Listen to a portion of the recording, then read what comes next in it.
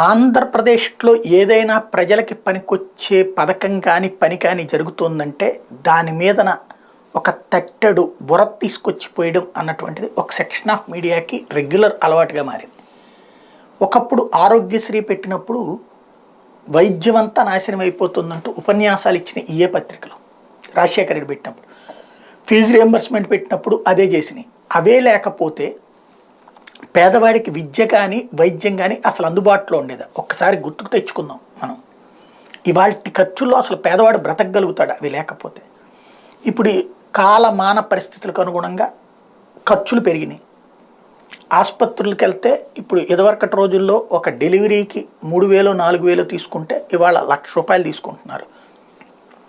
అక్కడ ఆ విధమైనటువంటి వాళ్ళకి ఖర్చులు పెరిగినాయి కాబట్టి పెంచాలి, లిమిట్ పెంచాలి ఆరోగ్యశ్రీ. ఇంతకాలం అది పెంచలేదు, ఇప్పుడు పెంచుతున్నారు 25 లక్షల దాకా లిమిట్ అని.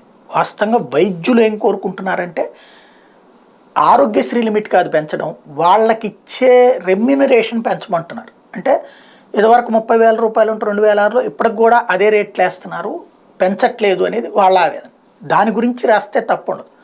కానీ ₹25 లక్షల పెంచడాన్ని బూతుగా చూపించేటటువంటి వ్యవహారం ఇక్కడ ఆంధ్రజ్యోతి రాసుకొచ్చింది. ఆ రోగశ్రీ అంటూ రోగాలకి పాలు చేసేస్తున్నారు, అసలు పథకమే వేస్ట్ అన్నటువంటి.